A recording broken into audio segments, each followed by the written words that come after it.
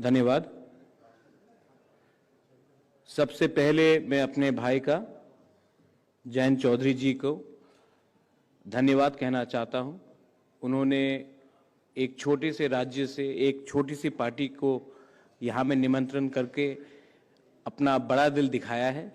I think Jayant, thank you very much. आपने ये जो सम्मान दिया है ये उसी विचारधारा से है कि आप जितने भी पिछड़े वर्ग से हो, कितनी भी छोटी जगह से हो, कितनी भी छोटे राज्य से हो, तभी भी आपका दर्जा सबके लिए एक ही है।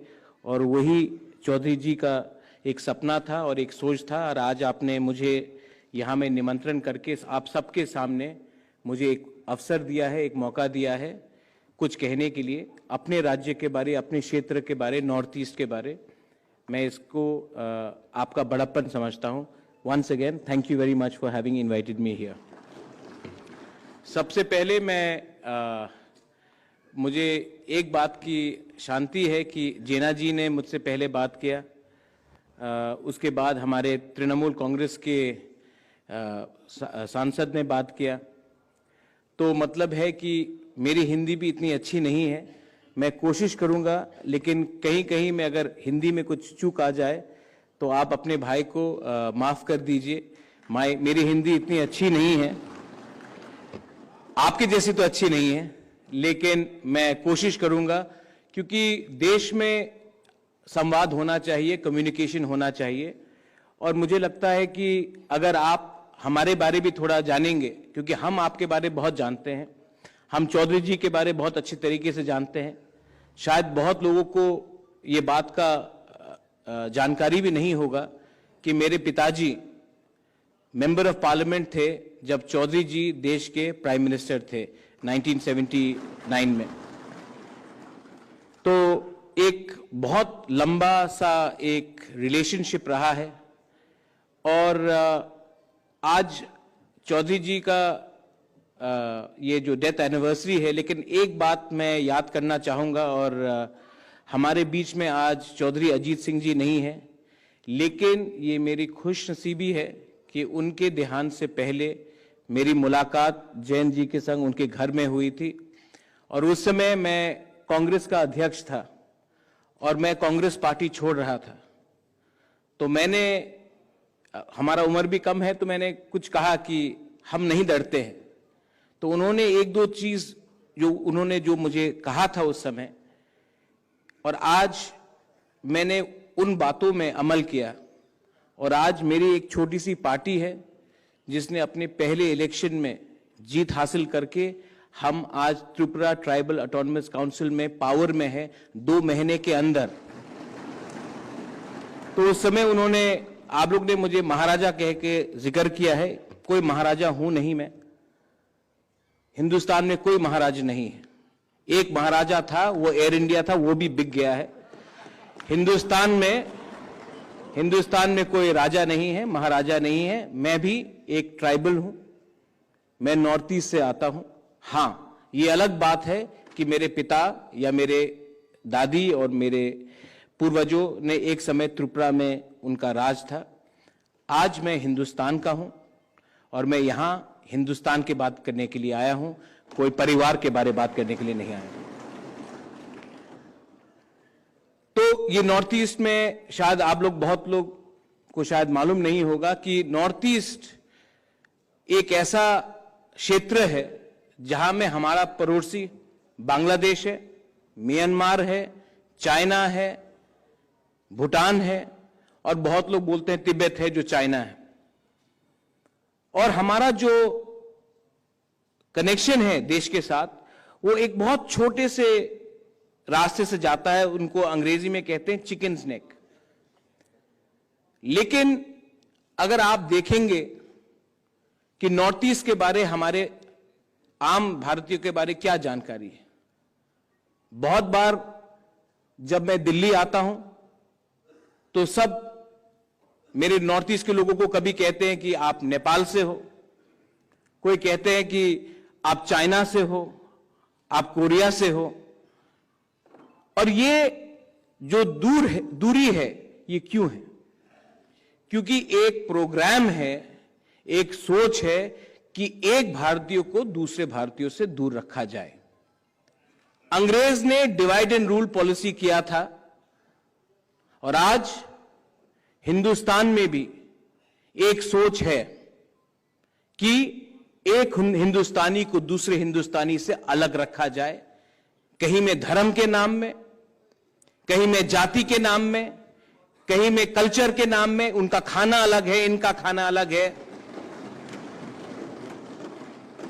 लेकिन मैं आपको एक बात बोलना चाहता हूं, हम लोग डरते नहीं हैं किसी से। और मैंने जयंत भाई से एक चीज देखा है, किसान आंदोलन में एक चीज देखा है कि आप लोग भी डरते नहीं हैं किसी से। जो भी शासन, अभी मुझसे पहले शरद यादव जी ने एक बात कहा था कि सिचुएशन इस देश में ऐसा आ चुका है कि इमरजेंसी से खराब है। ये जो परिस्थिति है क्यों है? ये भय से ये परिस्थिति बनता है।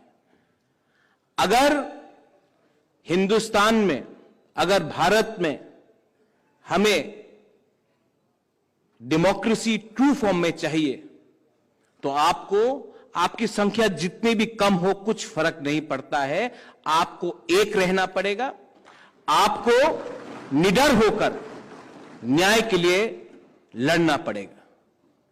बहुत लोग कहते हैं कि आपकी संख्या तो बहुत कम है, आप तो नॉर्थ ईस्ट से है, आपकी संख्या बहुत कम है।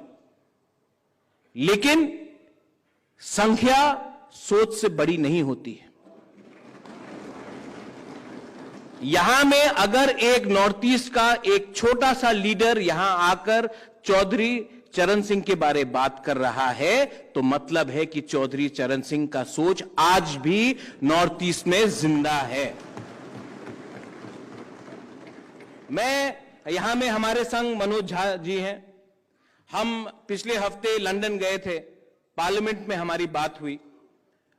ऑक्सफोर्ड, कैम्ब्रिज यूनिवर्सिटी में, ब्रिज इंडिया में आइडियाज ऑफ इंडिया के बारे में बात हुई। यह बात मैंने मनोज झा जी से बात नहीं की थी, मैं अभी बोल रहा हूं। मैं आपको एक उदाहरण देना चाहता हूं कि नॉर्थ ईस्ट के बारे क्या सोचा जाता है। मैं पार्लियामेंट में, हमारा एक भाषण था, जाने से पहले वहां में ब्रिटिश के एमपीज थे, हिंदुस्तान के बहुत एमपीज थे, डिग्नेटरीज थे। मैं अपना बात रखने जाने वाला था तो एक हाई कमीशन का एक ऑफिशियल आकर मुझे कहता है, प्रद्योत, हिंदुस्तान के खिलाफ कुछ मत कहना। तो मैंने कहा, भाई साहब क्यों? आप इतने लोग हैं यहां में, इस कमरे में, आपने मेरे पास आकर ही क्यों कहा कि हिंदुस्तान के खिलाफ कुछ मत कहो? तो वो चुप रहा। तो मैंने उनको बोला, आप जानते हैं कि मेरे दादी ने ही इंस्ट्रूमेंट ऑफ एक्सेशन में साइन कर कर हम हिंदुस्तान का एक अंग बने। आप मुझे ही क्यों टारगेट कर रहे हो? इस कमरे में तो बहुत लोग हैं। ये सोच है कि नॉर्थ ईस्ट का एक जनजाति ये सिर्फ वायलेंस से अपना बात रख सकता है, वो देश को मानता नहीं है। ये एक सोच है कि नॉर्थ ईस्ट का एक अनुसूचित जनजाति वायलेंस से ही अपना बात रखता है और देशद्रोही है। इस सोच को तोड़ने के लिए हमने बहुत संघर्ष किया है और आज मैं यहां में आपको बोल सकता हूं कि हमारे ही राज्य से बहुत बड़े लीडर्स हैं जिन्होंने कहा था, अरे जाट का तो कोई सोच नहीं है, वो तो उनका दिमाग नहीं है, हमारे पास दिमाग है। ये सोच आज भी जिंदा है और इस सोच को तोड़ने के लिए, एक जंगल में बैठा हुआ जनजाति भी आपके साथ तैयार है। आप संघर्ष करो। आज हमारा भाषा खतरे में है। मैं हिंदी नहीं बोल सकता हूं, मेरी हिंदी इतनी अच्छी नहीं है।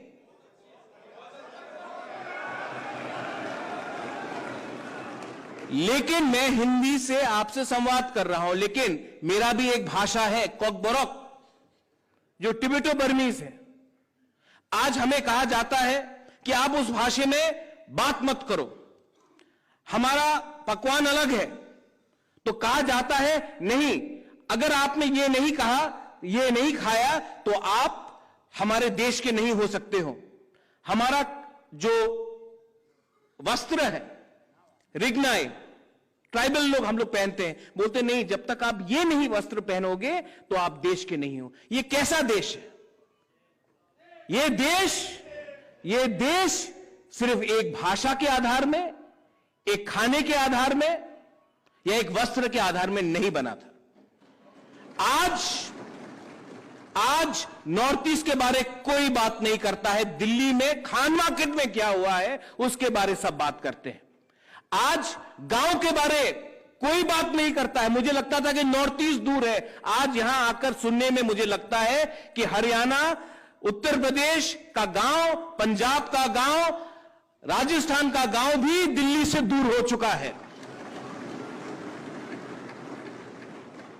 मैं यहां से वापस नॉर्थ ईस्ट जाऊंगा और मैं ये बोलूंगा कि हम तो छोटे हैं, लेकिन छोटे असल में वो है जो आज सत्ते में है, क्योंकि उनका दिल, उनका सोच छोटा है। चौधरी चरण सिंह जी का सोच, his ideas is even more stronger today when I see Mr. Jaina ji talking from Orissa, when I see someone talking from Bengal, when I see Yogendra Yadav ji, जब मैं आप सबको देखता हूं तो मुझे एक बात से मुझे मोटिवेशन, प्रोत्साहन मिलता है कि प्रद्योत वापस त्रिपुरा जाओ और वापस लड़ो, क्योंकि आप अकेले नहीं हो। और मैं आपको बोलना चाहता हूं, ये जो आपका संघर्ष है, ये जो आपका सोच, आप कायम रखिए। इस जंग में अगर मैं अपने आप को राजा समझूंगा तो मैं हारूंगा। अगर मैं आपके संग इस जंग में मैंने आपको अकेला छोड़ा तो मैं हारूंगा, क्योंकि अकेले बांटकर ये जीतते हैं। इसके लिए मैं आपको बोलना चाहता हूं, मेरा भाई है यहां में, इस भाई के लिए मैं त्रिपुरा से यहां आया हूं और इस भाई को मैं एक दिन देखना चाहता हूं जहां में चौधरी चरण सिंह जी थे।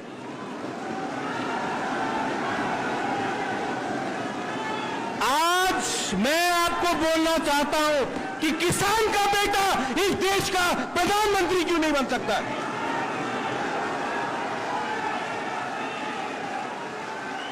एक उड़ीसा से एक व्यक्ति इस देश का प्रधानमंत्री क्यों नहीं बन सकता है? ये देश को अगर आपको बचाना है, जयंत चौधरी, मुझे सुनाई नहीं दे पड़ा भाई।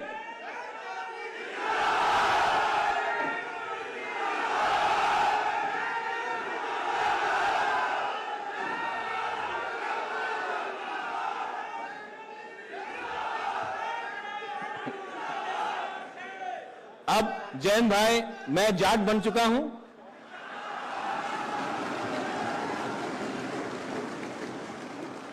आप सबको भी मैं ट्राइबल बनाकर छोड़ूंगा। इतना ही बात रख के मैं आप सबको कहना चाहता हूं कि मैं आपका आभारी हूं। आपने मुझे यहां में एक मौका दिया और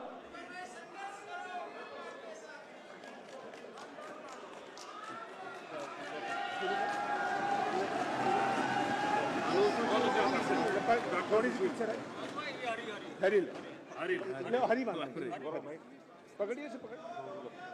वेरी वेल सेड सर, बहुत ही बढ़िया जी, बहुत बढ़िया, गजब, सारी महफिल गजब, बहुत बढ़िया। सोच रहे थे बाद में मिलेंगे, लेकिन take your number and will come to visit you.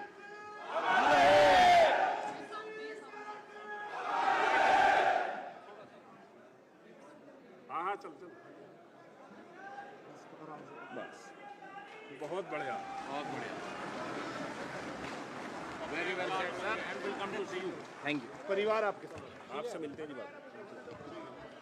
भाई साहब, मैं यही बोलकर अपना बात आज यहां में समाप्त करता हूं।